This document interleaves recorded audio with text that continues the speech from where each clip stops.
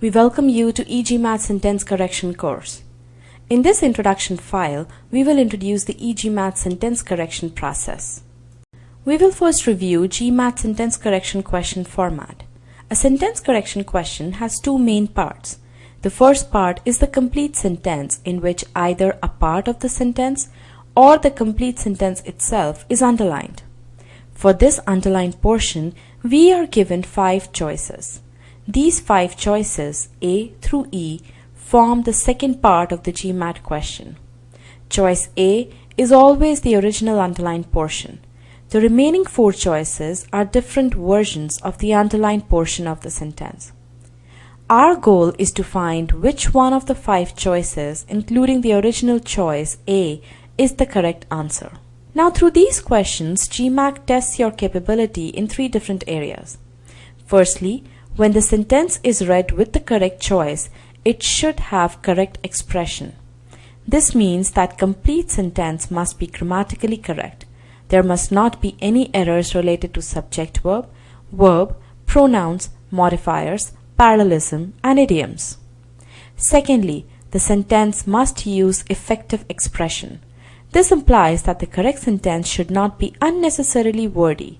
In addition, it should not use redundant expressions. In other words, the corrected sentence must be precise. And lastly, proper diction should be used in order to communicate the intended meaning of the sentence. In all application files, we use a single 3-step process to solve all sentence correction questions regardless of the difficulty level of the question.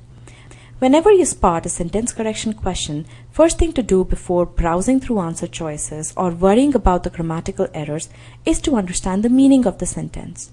After you understand what the sentence means, you must then conduct an error analysis of the sentence. This will provide you with the list of errors in the original sentence.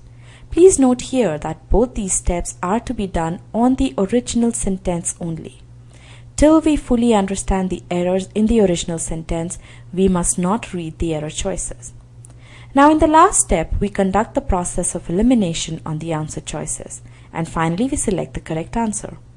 Once you solve a few questions using this process, you will notice that by doing a good analysis of the original sentence, you will save time while conducting the process of elimination, because the back and forth between the sentence and the error choices will be greatly minimized.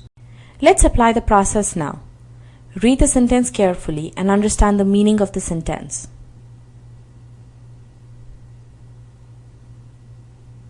This sentence states a contrast between the hybrid vehicles of future and the past. It states that future vehicles could have an outstanding fuel economy. It also states that vehicles of the past use expensive switching and high current batteries. Click on the error analysis button to continue.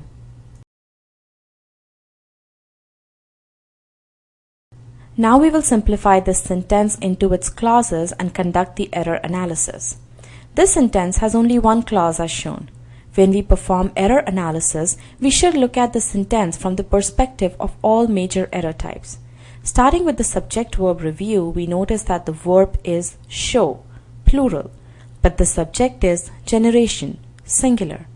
Notice that plural vehicles lies in the prepositional phrase and hence cannot be the subject for the verb show. Thus, this sentence has subject-verb number error.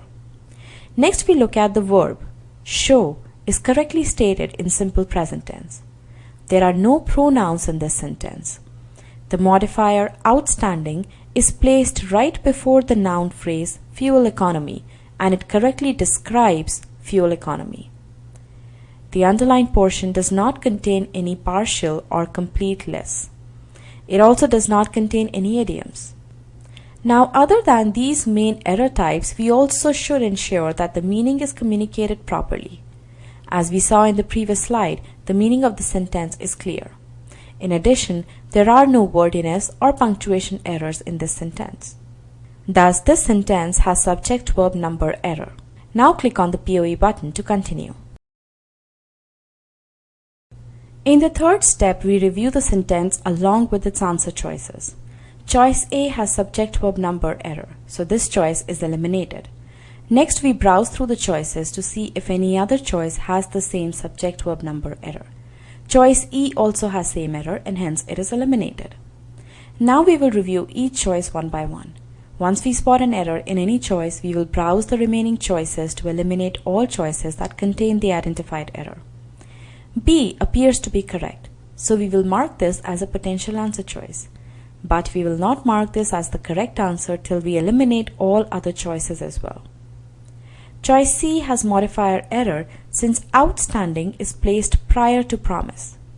Note that there is a subtle but clear difference between saying outstanding promise of fuel economy and promise of outstanding fuel economy. Latter is the intended meaning of the sentence, hence choice C is eliminated since it distorts the meaning of the original sentence. D also has error related to placement of the word outstanding. It is placed such that it is not clear what outstanding describes. Read the answer choice with the complete sentence. The next generation shows promise of fuel economy outstanding without the need of.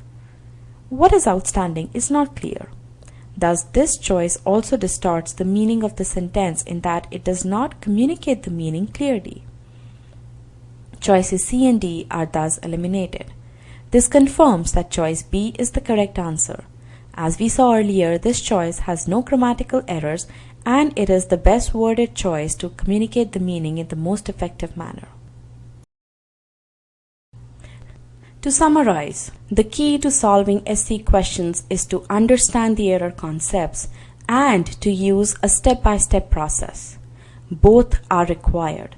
You will not be able to efficiently solve SC questions if any one of the two is missing from your preparation. So let's get started with the EGMAT SC course and crack the sentence correction section.